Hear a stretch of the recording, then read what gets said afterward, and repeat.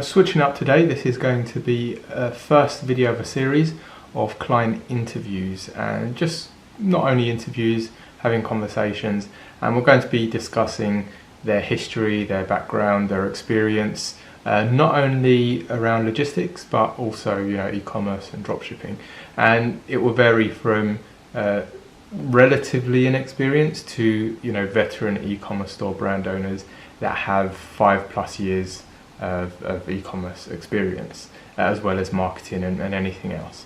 It's going to be should contain quite a lot of education for you guys, depending obviously on your level. So hopefully you'll find it pretty useful. And if there's any questions that you find that's not too helpful or you haven't really learnt much, leave a comment below. So the next interviews I can start asking questions that you may want to hear answers to, or even if there's questions that I have asked that you feel is irrelevant, just drop the comment down below, and I can adjust those questions. Apologies in advance for this video. It was the first, pretty rough on Skype, and it kind of it cut out the full scale of the video, so I might be going in and out of the camera a few times. Otherwise it's a clear video, the audio is fine, so it shouldn't be an issue for you guys watching it. Thank you very much for joining again, and if you haven't subscribed, please do. And without further ado, let's get cracking. There we go, you're here. So if you can start off by just introducing yourself, your name, where you're located, and what you do. Yeah, sure. So my name is Oskar, and I'm from Latvia in EU. And we've been running an e-commerce business for about a year and a half. Okay, cool. And I mean, what was your background before e-commerce? Yeah, so I've worked in digital marketing for about 7 years or so. I started in a couple of agencies advertising Google products and products on different platforms, a bit of SEO, SMS marketing, okay, and then as well some B2B stuff. So different kind of areas of digital marketing. Oh, so you're pretty experienced overall with all the different probably yeah, you could say so, but when you are working on your own business, it's totally different. Yeah, of course. Yeah, and direct marketing is different as well, because in general, marketing is a lot about having people remember you and then look you up like a month later or something. Exactly. And that's but here it's very, very different because you have to sell right away. Yeah, not only that, you're spending your own money on marketing. Yeah, that's probably the biggest you don't have millions of dollars to spend on advertising.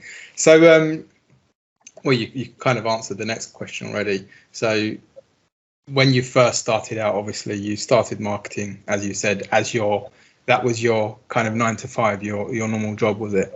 And then from that, I mean, is that what you're still doing, and you're doing e-commerce on the side, or you're doing e-commerce full time at the moment? I'm at the moment actually able to do both things. I have a day job in digital marketing, but it's actually I chose it specifically so that I would be able to do both things, because my current job is like doing almost the same thing as in e-commerce. Exactly. Except, of course, e-commerce is more complex because, I'm responsible for lots of different areas. Yeah. But my day job is actually very fun because I get to use as well the same stuff that I learned in e-commerce. I get to use it in my day job, so it works out. So do you... your day job, is it your own business, or are you employed? Are you working for another company? I'm working for a company analyzing LinkedIn advertising, basically. Okay. So I'm more like expert role in terms of suggesting improvements and things like this. Got But depending on business results, I'm definitely will kind of check. Maybe it is worth to focus on it full time. But the thing is, right now that I have two very good partners, actually three, including you as well, doing all the logistic stuff. And a couple of people who are working as outsourced people, like freelancers, Yeah. and they can do some stuff much more efficiently than I Sure. can. Yeah. So kind of, if I were to do everything myself, then definitely it would be more than even a full-time job. As I'm kind of outsourcing a lot of stuff and managing it, then it's just at the moment I have still some time left over, and Sure. it's actually more efficient to make money doing stuff as a day job and then just paying people. Of course. Yeah. You've got the resources there, which is great. So I mean, when you obviously first started e-commerce, your first store, I'll take it this is with Shopify. How long after from when you started did you see success, your first successful marketing campaign or your first successful product? I would say it took about 2 products until we got some moderate amount of success. We made some money, but the most important part was to just get the experience, like how it works when you can actually afford to keep ads on and you don't have to post them. Sure. A lot of the time. So I would say it was quite quick to see some results, like it, and it kept us engaged and motivated. But I would definitely say that we are still in kind of the brand building stage, and just working on our store hard and trying to kind of really reach that next level. Sure. Okay. Yeah. I mean, that's quite impressive, and those who are watching this will probably be quite surprised that you managed to find success just after the second product. Of course, it depends what we gauge as success, whether some people might be thinking you make millions of revenue a month or whatever, whereas others it could be a few hundred or $1,000 a month, whatever it is. It's still a success, and you still manage to sell a product with decent volume, and to do that with a completely new store is very impressive. Of course, I'm sure your marketing experience and your background did help somewhat in comparison to somebody who has no idea about e-commerce or marketing or anything like that. So, but it's still really interesting to know. Sure. So did you, after you found success with that second product, did you encounter any problems or obstacles? That you probably did, but was there one in particular which stopped you from being able to scale it?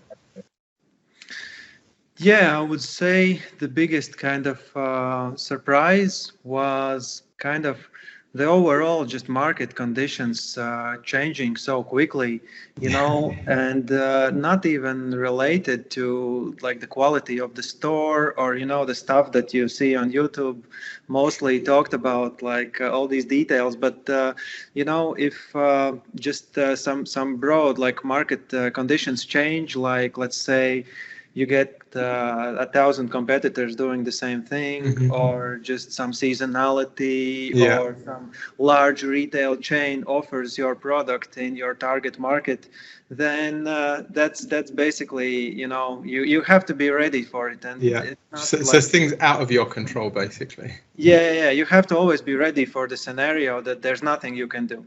Sure. Except of course changing the product, and you have to be able to adapt.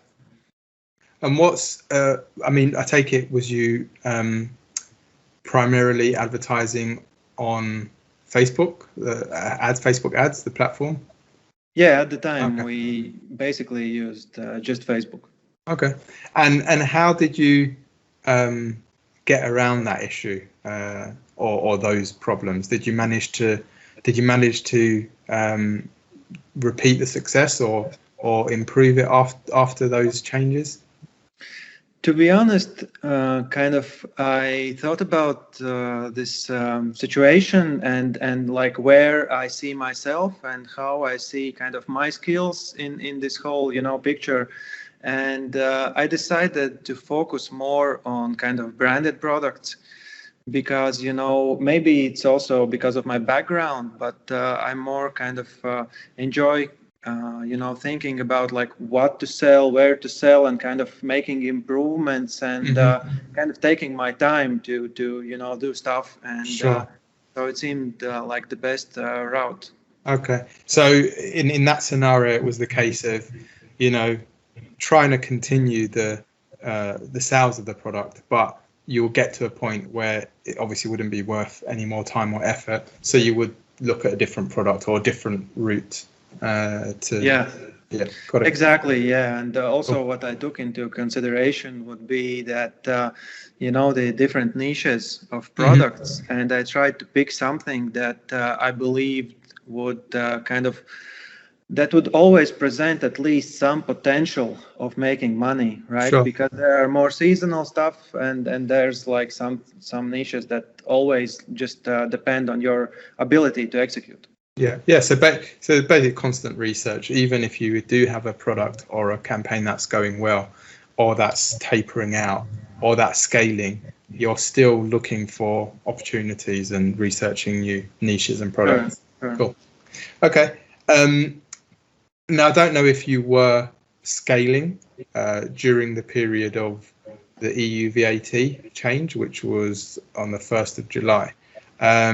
Did that have any impact on you at all with the obviously when we were, as you know, when we were sending parcels via our shipping carriers, whether that's Unexpress or other carriers, they were adding the 20% or whichever percentage based on the country on top of the costs.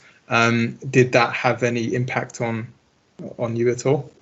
For us, not really, because we are in European Union and our primary markets are on the other side of the world, the US, mostly Australia. And so like EU always was kind of a bit of a tricky market for us. And so we didn't really encounter this specific issue. Yeah. So those who are watching this and aren't too sure, just very quickly, on the 1st of July 2021, the EU VAT rules came into play, which meant that any parcels or any sales as a result of your clients, your end users purchasing on your store, you had to charge them VAT, and we get charged from our shipping carriers the percent. So, for example, if we purchase the product where we sell it to you for $10, for example, and we send it to, I don't know what France's VAT rate is, but let's just say it's 20%. We would then be invoiced by Unexpress $2 because 20% on top of 10, and then we invoice you. So that affected quite a few different customers selling to the EU. And as Oskar just mentioned, he didn't really sell to the EU. His main market was Australia, US, etc. So he wasn't affected by that. Another exactly the same question, but for the iOS 14 update.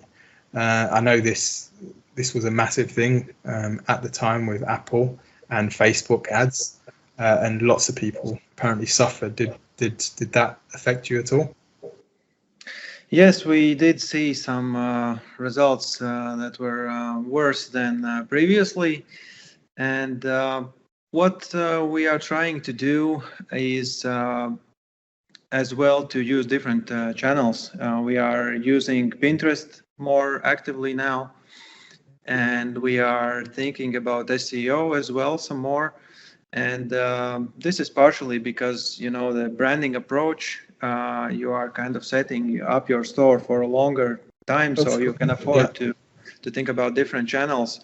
But I would say this is still an ongoing situation, because we are trying to do some different stuff on Facebook itself, like this they have this measurement in terms of hierarchy that you can prioritize which conversions you want to see. Sure. And there's like this, scoring per point system from Facebook that says like, okay, your data is this like 80% reliable or 60, and we are kind of still trying to kind of find our way through it. Sure. Cool. Why did you? So, I mean, when you first started e-commerce, I take it you was using, I don't know what everyone does when they first start out, either AliExpress or Oberlo and stuff like that. At what point did you transition to a fulfillment company or agent, so to speak?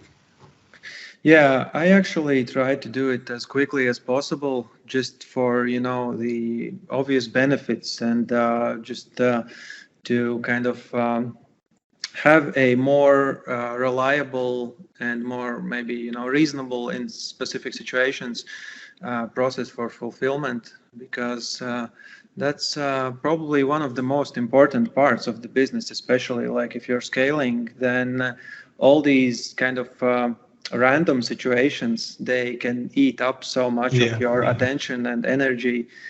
And so I tried to kind of set it up as soon as possible. Okay, so I take it when you found your first winner, if you want to call it that, did you do it at that point, or did you wait until a products after that? Well, we waited to have a bit of a volume, because of course logistics partners, they want to have long-term partners as well. And so basically at the earliest point where I felt like we can contribute, something as well from our side, then Sure. I did it. Okay, cool. And did you go and compare different fulfillment companies and providers, or did you just go with the first one? I did quite a bit of research, actually. I found maybe, let's say, between 10 and 15. Oh, okay. So you've done a decent amount of research. Services, yeah. Okay. Well, you don't have to mention any names. Oh, no, sure. But yeah, I can just in general kind of comment about my experience that, about half wasn't really that eager or proactive. So, and I think that's kind of a big thing, like I'm kind of in my previous experience in digital marketing, I think a huge thing is like, if your processes are well set up, then you are like responsive, and that's a big thing, of course, for your customers as well. If you respond quickly, then even if the issue is quite bad, it's most of the time it's fine, but Sure. It's when like you're not reacting when the problems start to come.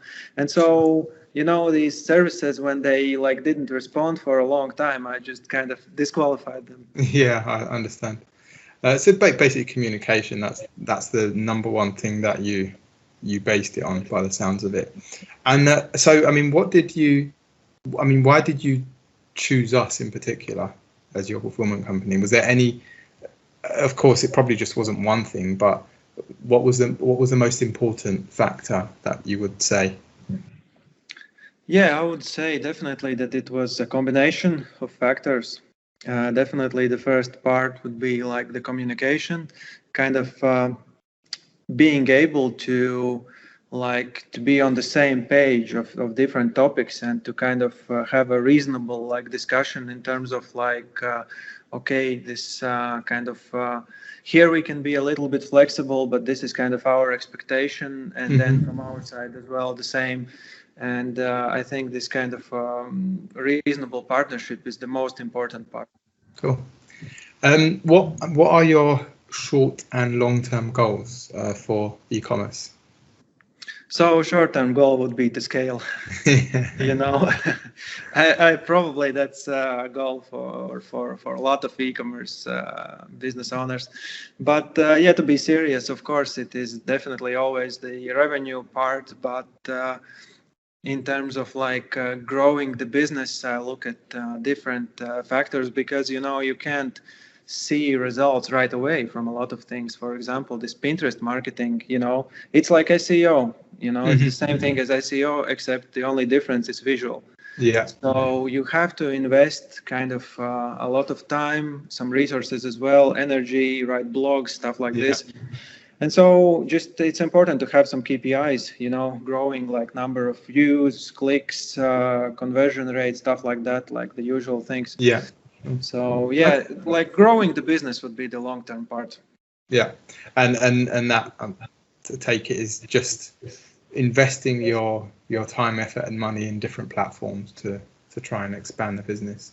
Cool. Okay. And do you have a plan for Q4 2021? Around the corner. yeah, it's definitely coming up very, very quickly. Yeah, the main part would be probably to plan ahead, in terms of seasonality, in terms of like Black Friday and all the like the special days, and definitely to kind of just be early, better than be late, and kind of course, when it's like November time and then coming up the end of the year, then definitely to be very open about delivery times towards your customers, and to always be better safe than sorry. Sure, exactly. Is there any advice or recommendations you can give viewers watching this, whether that's those who are just starting out or thinking of starting out, kind of in a similar position where you first started, whether chances are those who are watching this, it's going to be a mixed bag. Some have experience, some are thinking about starting. So for you, if you were starting out but you didn't have any of your marketing knowledge or background, what's the biggest takeaways and biggest advice you can give to those who are watching this? Yeah, so probably one thing would be to just be patient, because like it takes usually a lot of time. Of course, you can have some random success here and there, and amazing if you do, that's wonderful, but just on average, it will take a lot of time, a lot of energy. And so make sure you're actually interested in like learning and optimizing different stuff, and that will probably be the most important part, because it has been, about a year and a half since I started to kind of get into this stuff, and it's been a long way, but like almost each week I have this feeling like, wow, 2 weeks ago I thought this was a good idea. How is that possible? So yeah, it's fun. I know exactly what you mean. So, I mean, that's the end of the questions, really. I'm going to just add one more, just that came to the top of my head, because, and you reminded me of it simply because there are so many who do start e-commerce, and they give up very quickly or give up way too early. I mean, were you ever at that point where even now, like, do you ever think to yourself or say, this isn't working, I'm going to hang it up, I'm not, I'm just going to go back to my day job, or just do something completely different? Has that ever crossed your mind? And if it has, how do you kind of pick yourself up and keep yourself going? Yeah, I think that's probably the principle, as long as I'm kind of learning and I feel like month to month I'm doing stuff that like makes more sense, and, I feel like I'm progressing, then probably I'm going to continue regardless of like financial results. Of course, you have to kind of adjust maybe some of your budgets, and maybe you have to do some stuff yourself as like opposed to getting other people to do it. So I would just say, just be patient. It's like playing football. If you play for 1 year and then you expect to do it professionally, it's like you would say that's crazy, right? It's unreasonable expectation. And some people have this expectation for e-commerce, maybe because of YouTube, maybe because of some, whatever, but just think long term. Yeah, definitely. And just to add to that, you're definitely right, because drop shipping in particular is known for, there's so many YouTube videos and companies who are marketing it and saying, oh, it's so easy to make money, and that's obviously not the case. There's a lot involved, and for you to, of course, you can strike it lucky, but it's difficult to be consistent and successful with e-commerce. You might be lucky with one product or one campaign, but whether you can be consistent with that and scale it and keep it steady, that's something else entirely. So as you say, it's like anything, whether you're improving yourself physically, mentally, if you're training for something, whatever it is, it just takes time and dedication. So just one thing to make clear to viewers on this, if you are thinking of doing it or you just got into it, you have to do it for the long run. It's not, it's not like a get rich quick scheme, so to speak. Yeah. So, I mean, that's about it. I don't know if you want to ask me any questions or if you want to add anything else to it, Oskars. Yeah, sure. Just a small comment. It's very nice that you have this kind of good content that you put out quite consistently, and it's not really like YouTube, standard YouTube stuff, clickbaity stuff. Guys, come scale with me. But it's like very, very useful content, and so thank you for that. Oh no, that's thank you for your nice comments. I mean, it's not. I started YouTube a few, I can't remember now, 7-8 months ago, and I was actually putting it off for quite some time. But I mean, the main reason I'm doing this is because, some things I haven't seen on YouTube from logistics providers and stuff. And also, I get it from clients quite a lot to say, because we used to have a group where all of our clients was in one channel in Slack, and everyone could speak to each other and communicate with each other. And since we disabled that because we're going to go to a new platform, lots of our clients were like, oh, that was really neat, when you're going to bring that back and stuff like that. And then they kind of mentioned something about, do any of your clients do this or that? Have you ever interviewed them? And I was like, actually, yeah, that would be a good idea because I mean, some of our clients, even to this day, I haven't even had a call with them. Of course, yourself, Oskars, we had a call before you came on board, but some of our clients, and some of them are quite long term, I've never actually seen them face to face, not in person, of course, but over video call.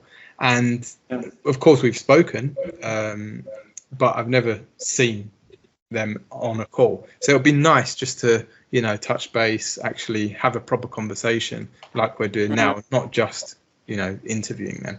But not only that, is educational for the viewers as well, because there might be something that they find out about the call, and it helps them further down the line, or maybe it's something that they're struggling on now. So that's the most important thing, is to be able to help the viewers and hopefully allow them to progress, or give them kind of a moral boost, because almost everyone has the same problems and same issues when it comes to dropshipping and e-commerce. And it's not, there's so much ads out there and YouTube content just always pushing success. It's like less than 1% that actually have that success. So, and this is the whole reason why I wanted to interview as many of our clients as possible, because even down from that, the clients who aren't doing very well at the moment, just to give them a different perspective, to know that it's okay. Sometimes you fail, just get up and carry on, just keep trying. Yeah, and actually, you kind of reminded me of another like huge part of all this thing. It's not just the mental energy, but like physical energy as well. So all the stuff that you are doing with interviews and YouTube, and of course, like actual some challenges might arise sometimes from like warehousing or logistics or whatever, and you always kind of manage them very well. So what's your secret? How do you where do you get the energy? I have no secrets, Oscar. It literally is just, I mean, it's much better now than it was before, but, a lot of people will ask a kind of similar thing. It's like, how do you manage it, or how do you communicate with so many clients and this, that, and the other? But it's, when we first started out, when I literally first started out, it was me doing almost everything. I was onboarding clients, I was doing the customer service, I was doing the invoicing, and literally everything you can think of. And then, over time, literally putting in 15 hours a day non-stop. It was literally just hard work, to the point where the business grew. We were able to hire more staff. I put the processes and systems in place, and then it literally was just training and being able to train the staff and separate each individual department and allocate specific roles to certain staff members. Whereas, it doesn't matter what business you start out as, whether it's drop shipping or whatever it is, whether it's online, offline, it's the same principle. If you start a business yourself with zero to low capital, you have to put the work in. There's no way around it. And if that means you're doing lots of different roles, then you have to do it. I mean, who else is going to do it? You're responsible. You're a business owner. You've decided to take on this task and challenge. So that's what you have to do. And literally, it was probably about a year solid of me killing myself, literally. And it wasn't just physically, mentally. It was issues with challenges with staff or partners, and the culture clash and different mindsets, and it makes it even worse as well when the culture is completely different. Of course, I understand the culture to an extent, because I've lived in China for some time and I know the language and stuff, so that helped a lot, of course. But it still didn't prepare me for all of the issues I had, and there were so many times where I was literally this close to just giving up. Like, I can't do it anymore. So yeah, I mean, there's no secrets at all. It's literally just hard work. And then finally we've got to the point where I don't have to put in 15 hours a day, 7 days a week. Of course, I still work when I have to, but I have staff. We have from when we first started, a team of 4, where there wasn't a designated role or department. Everyone was doing everything. 1 minute, one person's quoting product, then they're packing items, then they're doing customer service. Now it's like a proper business. We've got a procurement team of like four staff. Then we've got a packing team of 10 staff. Then we've got finance department. So it's all come into place, and as business grows, the departments split up even further, and it's like a proper organization hierarchy. So we've going from 4 staff to what we're about 30 now. We've had to invest, of course, a lot of money in logistics software and management, and lots of different things. But yeah, that's it. It's nobody taught me. There was no gurus or mentors or anything like that. I literally learned almost everything myself, and I've got the scars and eye bags to show it. Yeah, that's a great story, and as well probably a great title for this video. There's no secret. Yeah, no, this interview is about you. You shouldn't have actually switched it back on me. But no, thanks for asking that question. And again, thank you very much for your time, Oskars. It's been a pleasure speaking to you again, and hopefully maybe we can do another kind of second interview in the future when you've been able to find a product that you're scaling like crazy and branded, hopefully. Yeah, sure. I look forward to it as well. Cool. Thank you. Okay. Speak soon, Oskar. Take care. Thanks. Bye. Bye.